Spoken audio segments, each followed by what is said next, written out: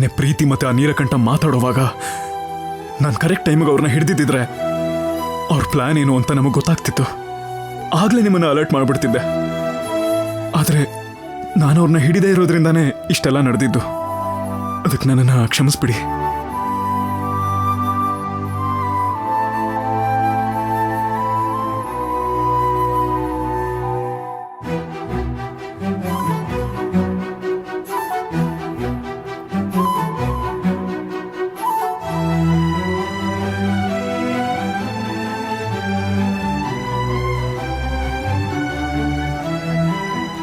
ಅಪ್ಪ, ಒಂದು ಟೈಮಲ್ಲಿ ನಾನು ಎಂತ ತಪ್ಪು ಮಾಡ್ತಿದ್ದೀನಿ ಅಂತ ಗೊತ್ತಿಲ್ಲದೇನೆ ತಪ್ಪು ಮಾಡಿದೆ. ಅದೆಷ್ಟು ದೊಡ್ಡ ತಪ್ಪು ಅಂತ ನನಗಿವಾಗ ಗೊತ್ತಾಗ್ತಿದೆ. ನಿಮ್ಮ ಕೈಲಾದ್ರೆ ನನ್ನ ಕ್ಷಮಿಸ್ಬಿಡಿ ಅಪ್ಪ.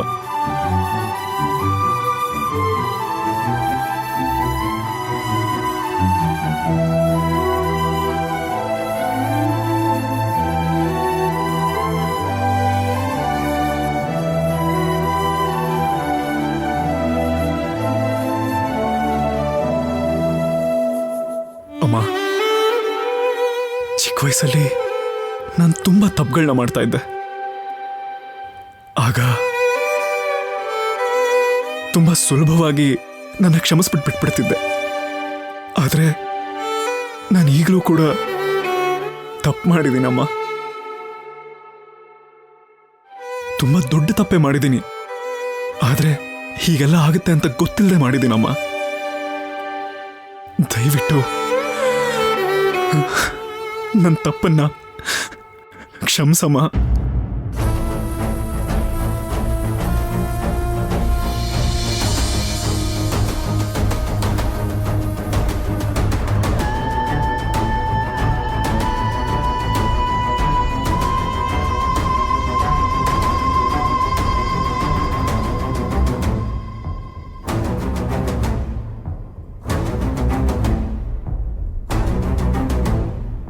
ಚಿಕ್ಕಮ್ಮ, ನೀವಾದರೂ ಹೇಳಿ ಚಿಕ್ಕಮ್ಮ, ನನ್ನ ಕ್ಷಮಿಸು ಅಂತ.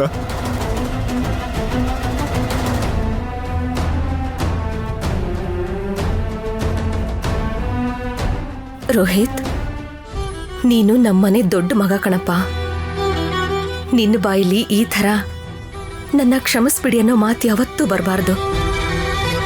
ನೀನು ಹೇಗೆ, ನಿನ್ನ ಮನಸ್ಸು ಹೇಗೆ ಅನ್ನೋದು ನನಗೆ ಗೊತ್ತಿದೆ ಕಂದ. ಹೋಗ್ಲಿ ಬಿಡಿ ಚಿಕ್ಕಮ್ಮ.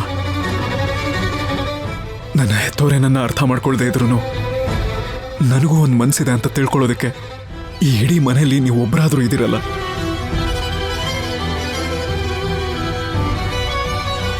ಅಷ್ಟು ಸಾಕು. ಬರ್ತೀನಿ ಚಿಕ್ಕಮ್ಮ.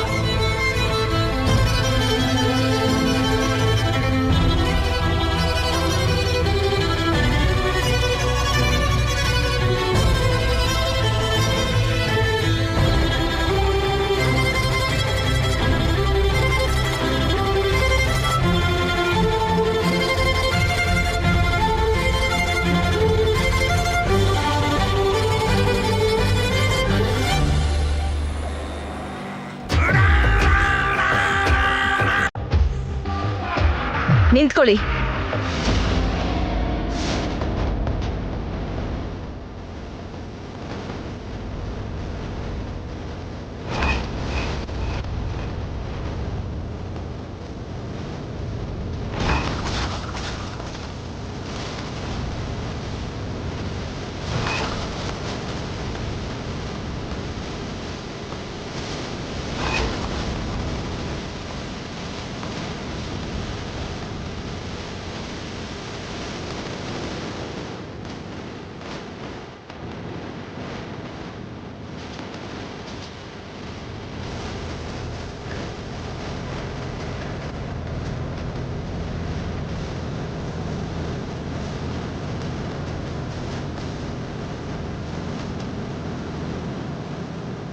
ಎಲ್ರಿಗೂ ಒಳ್ಳೇದಾಗ್ಬೇಕು ಅಂತ ಕಂಚಿಯಿಂದ ಅಮ್ಮನವ್ರ ವಿಗ್ರಹ ತರಿಸಿ ಪೂಜೆ ಮಾಡಿಸ್ಬೇಕು ಅಂತ ನೋಡಿದ್ರೆ, ನನ್ನ ಹೆಸರನ್ನ ಹಾಳು ಮಾಡಬೇಕು ಅಂತ ಅಮ್ಮನವ್ರ ವಿಗ್ರಹನ ಎತ್ಕೊಂಡು ಹೋಗಿದ್ದೀರಾ.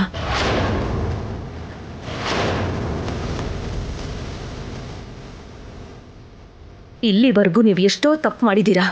ಆದರೆ ನಾನು ಪ್ರತಿ ಸಾರಿ ಬರೀ ಮಾತಲ್ಲೇ ಬುದ್ಧಿ ಹೇಳ್ತಾ ಬಂದಿದ್ದೀನಿ. ಆದರೆ ನೀವು ಈ ಸಾರಿ ಮಾಡಿರೋ ತಪ್ಪಿಗೆ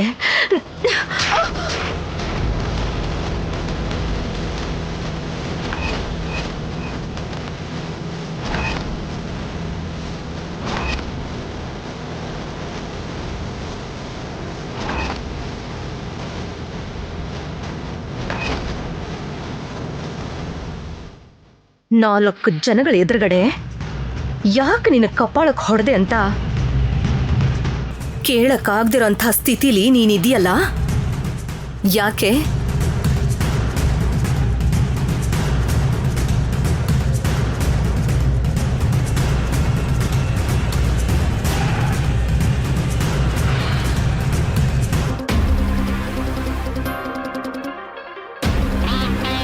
ನೀನು ಮಾಡಿರೋ ಕೆಲಸ ಎಂಥದ್ದು ಅಂತ ನಿನಗೆ ಅರ್ಥ ಆಗ್ತಿದ್ಯಾ? ಎಂಥ ಮನುಷ್ಯನ ಜೊತೆ ನೀನು ಕೈ ಜೋಡಿಸಿದ್ಯಾ ಅಂತ ಗೊತ್ತಾ?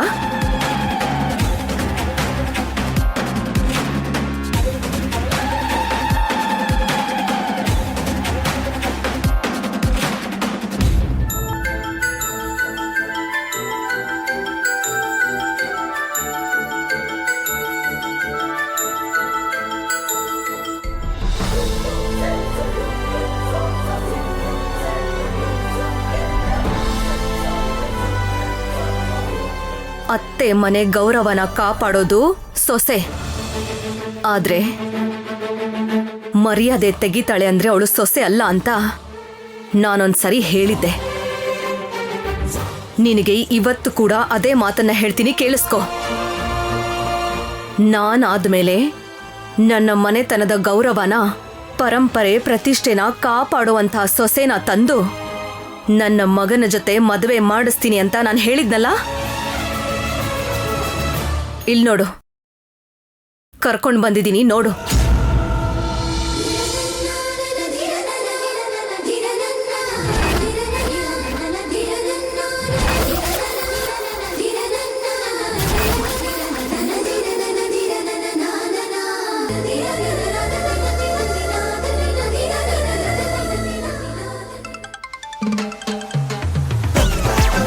ಇಲ್ಲಿ ನಮ್ಗೆ ತಲೆ ಕೆಟ್ಟು ಹೋಗಿದೆ, ಇದ್ರ ಮಧ್ಯೆ ನಿಮ್ದೇನ್ರೋ? ಏನು? ಹೌದಾ ಸಾರ್? ಹಲೋ ಅಣ್ಣ, ನಮ್ 2 lorry ಸುಟ್ಟೋಗ್ಬಿಟ್ಟಿದೆ.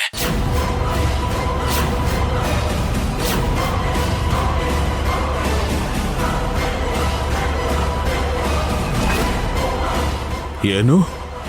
2 lorry items ಸುಟ್ಟೋಗ್ಬಿಡ್ತಾ? 2 load item ಅಗ್ನಿ ಸಮರ್ಪಯಾಮಿ.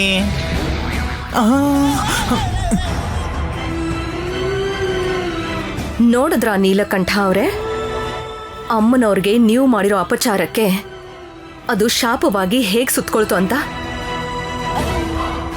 ನೀನು ಮಾಡಲ್ಲ ಅಂತ ಹೇಳಿದ್ರು ಕೂಡ, ಮತ್ತೆ ಇಂಥ ಕೆಟ್ಟ ಆಲೋಚನೆ ಮಾಡಿದ್ರೂ ಕೂಡ ಅದಕ್ಕೆ ಸರಿಯಾಗಿ ಏನಾಗುತ್ತೆ ಅಂತ ಈಗ ನಡೆದಿರೋ ಘಟನೆನ ಒಂದೇ ಒಂದು ಸಾರಿ ನೆನಪಿಸ್ಕೊ ಅಂತ ಹೇಳ್ತಾ ಇದ್ದೀನಿ.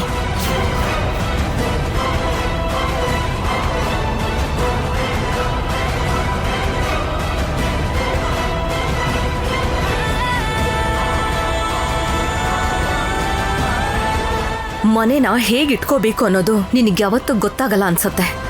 ಕಡೆ ಪಕ್ಷ ನಿನಗಿರೋ ಮನೆನಾದ್ರೂ ಉಳಿಸ್ಕೊ. ಇಂಥವ್ರ ಜೊತೆ ಕೈ ಜೋಡ್ಸಿದ್ರೆ ಇರೋ ಮನೆನ ಬಿಟ್ಟು ಬೀದಿಗೆ ಬರ್ಬೇಕಾಗತ್ತೆ.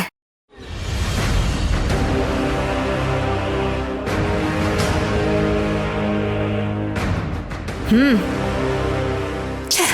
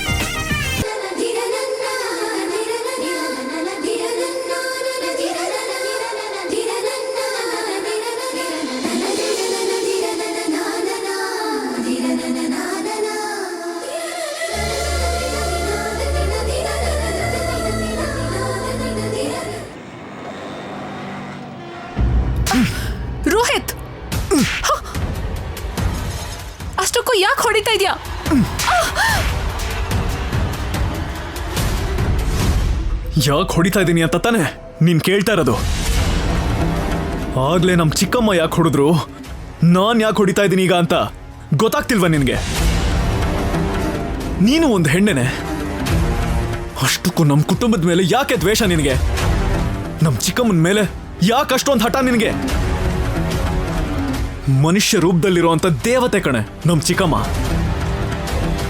ಅಂತ ದೇವತೆನ 4 ಜನದ ಮುಂದೆ ಅವಮಾನ ಮಾಡಿ ಅವರು ತಲೆ ತೆಗ್ಸೋ ಹಾಗೆ ಮಾಡಬೇಕು ಅಂತ ನೋಡ್ತೀಯ ನೀನು? ಅಂದ್ರೆ ಮುಚ್ಚ ಬಾಯಿ. ಇವತ್ ನಾನು ಮಾಡಿದ ಕೆಲಸನ ಯಾವತ್ತೋ ಮಾಡಿರ್ಬೇಕಾಗಿತ್ತು. ಅದೇ ನಾನು ಮಾಡಿದ ತಪ್ಪು. ಇದೊಂದೇ ತಪ್ಪಲ್ಲ, ಇನ್ನು ತುಂಬಾ ತಪ್ಪು ಮಾಡಿದ್ದೀನಿ. ನಿನ್ನ ಪ್ರೀತಿಸಿದ್ದೆ ದೊಡ್ಡ ತಪ್ಪು. ನಿನ್ ಜೊತೆ ಜೀವನ ಸಾಗಿಸ್ಬೇಕು ಅಂತ ನಮ್ಮ ಮನೆ ಮರ್ಯಾದೆನ ಬೀದಿಗೆ ತರೋ ಹಾಗೆ ಮಾಡ್ಬಿಟ್ಟೆ ನಾನು. ಅದು ಅಲ್ಲದೆ ನೀನ್ ನನ್ನ ಕರೆಕ್ಟ್ ಅಲ್ಲ ಅಂತ ನಮ್ಮ ಚಿಕ್ಕಮ್ಮ ನಮ್ಮಮ್ಮ ಎಲ್ಲ ಹೇಳ್ತಿದ್ರು. ಅವ್ರ ಮಾತನ್ನ ಕೇಳಿಸ್ಕೊಳ್ದೇನೆ ನನ್ನ ಕುಟುಂಬದವ್ರನ್ನೆಲ್ಲ ಬಿಟ್ಟು ನಿನಗೋಸ್ಕರ ಮನೆ ಬಿಟ್ಟು ಬಂದಿದ್ದು ತಪ್ಪಾಯ್ತು. ನಾವು ವ್ಯಾಪಾರ ಮಾಡಬೇಕು ಅಂತ ನನ್ನ ಮೇಲಿರೋ ಪ್ರೀತಿಯಿಂದ ದುಡ್ಡು ಕಳ್ಸಿಕೊಟ್ರು ಕಣೆ ನನ್ನ ಚಿಕ್ಕಮ್ಮ. ಅದನ್ನ ಸಂತೋಷವಾಗಿ ಈಸ್ಕೊಂಡು 4 ಜನದ ಮುಂದೆ ಅವ್ರನ್ನ ತಲೆ ತಗ್ಸೋ ಹಾಗೆ ಮಾಡ್ದೆ. ಆಗ್ಲೂ ನಾನು ನಿನಗೇನು ಹೇಳಿಲ್ಲ. ಅದೇ ನಾನು ಮಾಡಿದ ತಪ್ಪು. ನೀಲಕಂಠ ಹೇಳಿದ ಮಾತನ್ನ ಕೇಳಿ ನನಗೆ ಹಾಲಲ್ಲಿ ಮತ್ಬರೋ ಔಷಧಿ ಹಾಕ್ತೀಯಾ? ಇದೇನಿದು, ಎಲ್ಲ ರಿವರ್ಸ್ ಆಗಿ ರೋಹಿತ್ ಅವ್ನ ಫ್ಯಾಮಿಲಿ ಕಡೆ ಹೋಗೋ ಥರ ಇದ್ದಾನೆ. ಏನಾದರೂ ಒಂದು ಮಾಡಿ ನನ್ನ ಕಡೆ ಹೇಳ್ಕೋಬೇಕು. ಅದು ಹಾಗಲ್ಲ ರೋಹಿತ್, ನಾನು ಇದೆಲ್ಲ ಬೇಕು ಅಂತ ಮಾಡಲಿಲ್ಲ. ಆ ನೀಲಕಂಠ ಅವ್ರು ಹೇಳಿದ್ದಕ್ಕೆ ಯಾವನ ನೀಲಕಂಠ? ನಮ್ ಚಿಕ್ಕಮ್ಮ ಬೆಳಿತಿರೋದನ್ನ ನೋಡಿ ತಡ್ಕೊಳಕ್ಕಾಗ್ದೆ ಅವ್ರನ್ನ ಹೇಗಾದ್ರೂ ನಾಶ ಮಾಡ್ಬೇಕು ಅಂತ ನೋಡ್ತಿರೋ ಏಕೈಕ ಶತ್ರು ಅವನು. ಅವನು ನಮ್ಗೆ ಶಾಪ್ ಇಟ್ಕೊಳ್ಳೋದಕ್ಕೆ ಹೆಲ್ಪ್ ಮಾಡ್ತೀನಿ ಅಂದಿದ್ದು ನಮ್ಮ ಮೇಲಿರೋ ಪ್ರೀತಿಯಿಂದಲ್ಲ. ಅದಕ್ಕೆ ಅವನ್ ಸಹಾಯನ ಬೇಡ ಅಂದಿದ್ದು. ಆದ್ರೆ ನೀನು ನನ್ನ ಮಾತು ಕೇಳಿದ್ಯಾ? ಅಂದ್ರೆ ಅವರಾಗವರೇ ನನ್ನ ಹತ್ರ ಬಂದು ಸಹಾಯ ಮಾಡ್ತೀನಿ ಅಂತ ಹೇಳಿದ್ರು. ನಮ್ಮೊಳ್ಳೆದೇನೆ ಬಯಸ್ತಿದಾರಲ್ಲ ಅಂತ. ಸಾಕ್ ನಿಲ್ಸು. ಇನ್ನೂ ನಿನ್ ಮಾತನ್ನ ನಂಬೋ ಅಂತ ಹುಚ್ಚ ನಾನಲ್ಲ. ಈ ಪ್ರೀತಿಯನ್ನು ಹುಚ್ಚು ಇವಾಗ ನನ್ನ ಬಿಟ್ಟು ಹೋಗಿದೆ. ನಾನು ಎಷ್ಟೇ ತಪ್ಪು ಮಾಡಿದ್ರು ಕೂಡ ನನ್ನ ಕ್ಷಮಿಸಿ ಹತ್ರ ಕರ್ಕೋಬೇಕು ಅನ್ಕೊಳುತ್ತೆ ನನ್ನ ಕುಟುಂಬ. ನೀನ್ ಮಾಡಿರೋಂಥ ತಪ್ಪನ್ನ ಎಷ್ಟು ಸಲ ಕ್ಷಮಿಸ್ತಾ ಬಂದ್ರು ಕೂಡ ತಪ್ಪು ಮೇಲ್ ತಪ್ಪು ಮಾಡ್ತಾನೆ ಇದೆಯಾ? ಯಾರ ಇವಾಗ ಕರೆಕ್ಟು, ನೀನಾ ಅವರಾ? ಅದು ಹಾಗಲ್ಲ ರೋಹಿತ್. ಆ ನೀಲಕಂಠ ಹೇಳ್ದಾಗೆ ಮಾಡದೆ ಹೋದ್ರೆ ನಾವು ಅಂಗಡಿ ಓಪನ್ ಮಾಡೋದಕ್ಕೆ ದುಡ್ಡು ಕೊಡಲ್ವೇನೋ ಅನ್ನೋ ಭಯದಿಂದ ಮಾಡಿದೆ. ಅದನ್ನ ಬಿಟ್ಟು ನಿಮ್ಮ ಕುಟುಂಬದ ಮೇಲಾಗ್ಲಿ ನಿಮ್ಮ ಚಿಕ್ಕಮ್ಮನ ಮೇಲಾಗ್ಲಿ ನನ್ಗೆ ಯಾವುದೇ ರೀತಿ ದ್ವೇಷನೂ ಇಲ್ಲ. ನನ್ನ ಮಾತನ್ನು ನಂಬು ರೋಹಿತ್. ಪ್ಲೀಸ್ ರೋಹಿತ್, ನಿನ್ ಕಾಲ್ ಬೇಕಾದ್ರೂ ಹಿಡ್ಕೋತೀನಿ. ಇನ್ಯಾವತ್ತು ಇಂಥ ತಪ್ಪನ್ನು ನಾನು ಮಾಡಲ್ಲ. ಪ್ಲೀಸ್ ಇದೊಂದ್ಸಲ ನನ್ನ ಕ್ಷಮಿಸ್ಬಿಡು.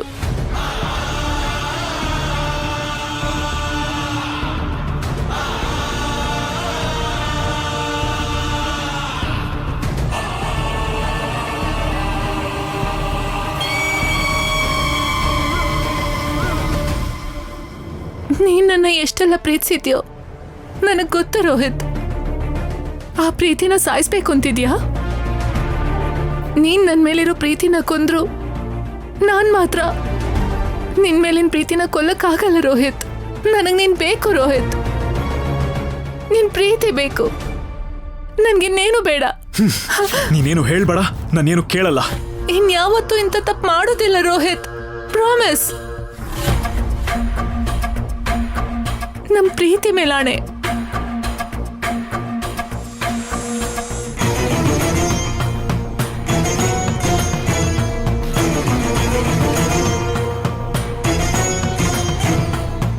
ಇಷ್ಟು ಬೇಡ್ಕೋತಾ ಇದ್ರು ಕೂಡ ನನ್ನೇ ಇಗ್ನೋರ್ ಮಾಡ್ತೀಯಾ? ಮಾಡ್ತೀನಿರು ನಿಂಗೆ.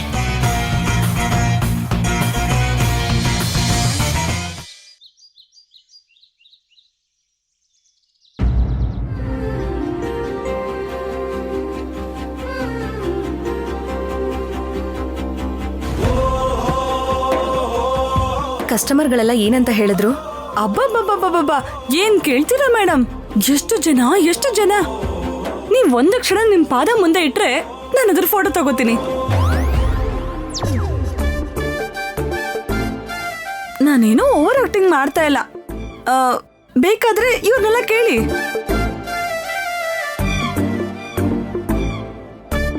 ಹೌದು ಆನಂದ, ನೀನ್ ಎಲ್ರೂ ಒಳ್ಳೇದಕ್ಕೋಸ್ಕರ ಇಂಥ ಆಲೋಚನೆ ಮಾಡಿದ್ಯಾ, ಆದ್ರೆ ಬಂದಿರೋ ರೆಸ್ಪಾನ್ಸ್ ಮಾತ್ರ ಮಾತಲ್ಲಿ ಹೇಳಕ್ಕಾಗ್ತಾ ಇಲ್ಲ. ಹೌದಮ್ಮ, ರಾಜ್ಕೋಟೆ ಸಿಲ್ಕ್ಸ್ ಅಲ್ಲಿ 1 ಮಂತಲ್ಲಿ ಆಗುವಂತ ಸೇಲ್ಸು ಹೊಸ ಬ್ರಾಂಚ್ ಅಲ್ಲಿ 1 ದಿನದಲ್ಲಿ ಆಯ್ತು ಅಂದ್ರೆ ನಂಬ್ತೀರಾ? ಹೌದಾ ಭೈರವಿ? ಹೌದು ಅಕ್ಕ, ಅದೇ ಲೆಕ್ಕನೇ ನೋಡ್ತಾ ಇದ್ದೀನಿ.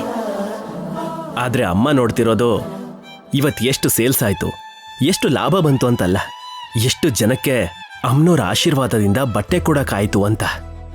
ಅಮ್ಮ ಅಂದ್ರೆ ಹಾಗೆ ಅಲ್ವಾ, ಮನೆಗ್ ಮನೆ, ಬಿಸ್ನೆಸ್ಗೆ ಬಿಸ್ನೆಸ್. ಈ ಐಡಿಯಾ ನಂದೇ ಆಗಿದ್ರು ಕೂಡ ಇವತ್ತು ನಾವೆಲ್ಲರೂ ಇಷ್ಟು ನೆಮ್ಮದಿಯಾಗಿ ಸಂತೋಷವಾಗಿದ್ದೀವಿ ಅಂತಂದ್ರೆ ಅದಕ್ಕೆ ಕಾರಣ ಮಾತ್ರ ಶರಣ್ಯನೇ.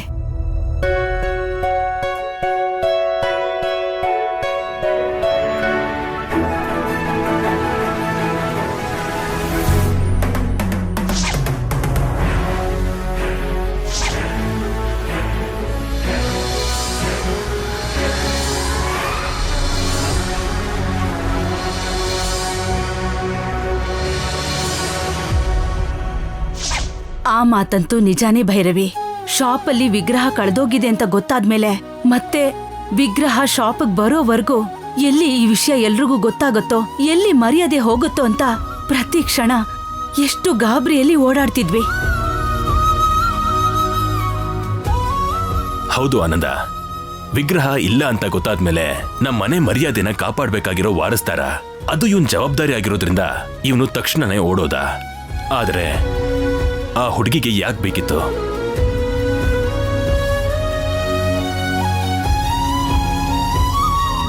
ಅವಳಿನ್ನೂ ಈ ಮನೆ ಸೊಸೆ ಕೂಡ ಆಗಿಲ್ಲ, ಅದ್ರಲ್ಲೂ ಹೆಣ್ಮಗು. ಆದ್ರೂ ಕೂಡ ಇದು ನನ್ನ ಮನೆ, ನನ್ನ ಕುಟುಂಬ ಅಂತ ಹೇಳಿ ಜವಾಬ್ದಾರಿ ತಗೊಂಡು ನಮ್ಮ ಮರ್ಯಾದೆನ ಕಾಪಾಡಿದ್ಲು.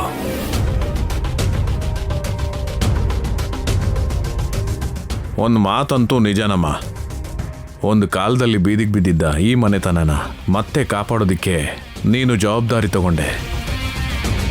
ಅದು ಅಲ್ಲದೆ ನೀನಾಗ ಈ ಮನೆ ಸೊಸೆ. ಆದರೆ ಶರಣ್ಯ ಇನ್ನೂ ಸೊಸೆ ಆಗೋಕ್ಕೂ ಮುಂಚೆನೇ ನಿನ್ನ ಥರ ಜವಾಬ್ದಾರಿ ಹೊತ್ಕೊಂಡಿದ್ದಾಳೆ. ನನಗೆ ಮಾತ್ರ ಆ ಕ್ಷಣದಲ್ಲಿ ಶರಣ್ಯ ರೂಪದಲ್ಲಿ ನೀನೇ ಕಾಣಿಸ್ದೆ ಅಮ್ಮ.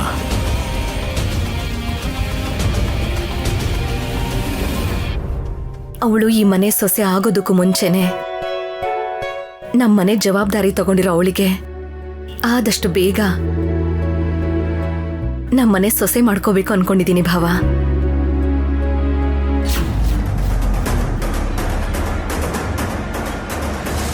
ಪುರೋಹಿತ್ರನ ನಾಳೆ ಬರೋಕ್ ಹೇಳಿದ್ದೀನಿ. ನಾಳೆ ಮದುವೆ ಮುಹೂರ್ತನ ಇತ್ಯರ್ಥ ಮಾಡೋಣ ಅಕ್ಕ. ಅರ್ಥ ಆಯ್ತು ಭೈರವಿ. ಈಗ್ಲೇ ವಿಶ್ವನಾಥ್ ಅವ್ರಿಗೆ ಫೋನ್ ಮಾಡಿ ಈ ವಿಷಯ ಹೇಳಿ ನಾಳೆ ಬರೋದಕ್ಕೆ ಹೇಳ್ತೀನಿ. ಬೇಗ ಹೋಗಿ ಹೇಳು.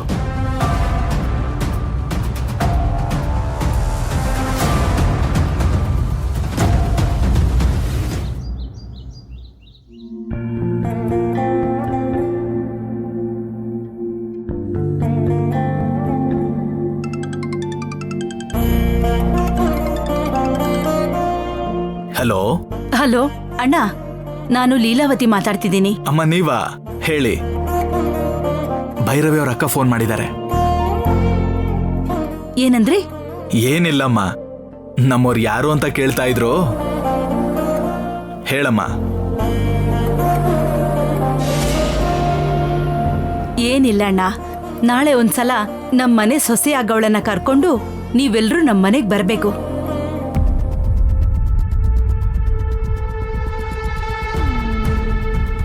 ನಾಳೆ ಮದ್ವೆ ಡೇಟ್ ಫಿಕ್ಸ್ ಮಾಡ್ಬೇಕು ಅಂತ ಭೈರವಿ ಹೇಳ್ತಿದ್ಲು.